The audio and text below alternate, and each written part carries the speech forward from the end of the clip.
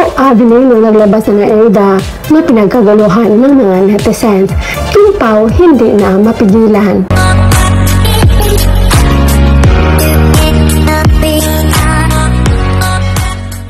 Paolo Avellino naglabas na ng ayuda na pinagkaguluhan ng mga netizens. Kim Pao hindi na mapigilan. Walang pagsisigla ng kasiyahan ang tagahanga ng Kim Pao at netizens sa paglapag ni Paolo Avellino ng ayuda sa Discord channel. Kahit hindi nakita nilang fans ang nasabing litrato o video ay nakisaya na lang ang mga ito dahil ang iba ay medyo nahirapan makapasok sa Discord. Samantala marami rin Kim Pao fans ang andun sa nasabing channel. Kung matatandaan ay gumawa si Paolo ng channel sa Discord para sa mga fan nila ni Kim at tila exclusive lang ang mga post daw na hindi pwedeng ilabas without permission. Gayun pa man pinasilip ni isang Kim Pao fan, makita lang ang Discord, Kepi Discord exclusive at sa ibaba ay litrato pero nakakrap. Komento nila, unang ayuda sa unang araw ng Nobyembre, PS can spoil the fun, kaya mag-download kayo ng Discord and join the Kepi community. Yes na yes, ganda na November 1, may ayuda, di man tayo makabangon pa sa ayuda sa Discord, our happy pill. Super sa kilig, mahimatay ako, papatayin na yata tayo sa kilig ni Papi eh. Thanks Papi sa paayuda.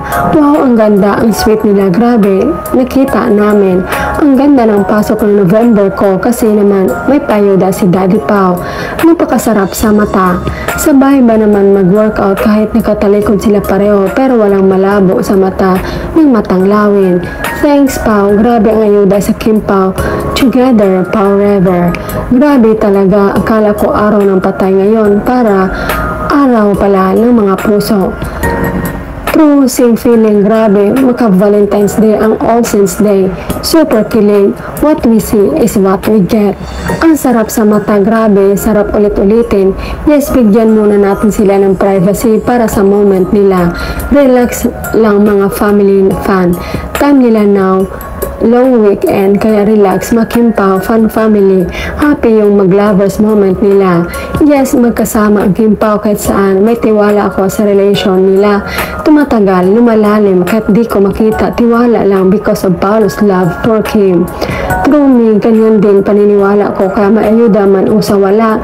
Panatag ako, kailangan natin magtiwala sa Kim Pao dahil ang relasyon nila ay papuntahan na sa next level. Tama, habang tumatagal sila lalong tumitibay.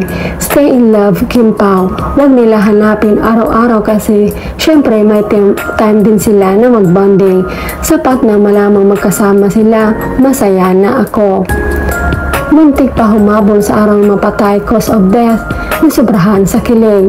Araw talaga ng patay, tsaka siya nag-post, diba? Kung pwede lang mag-reply, ito send natin. Same feels fam, ang puso natin ay nabuhay.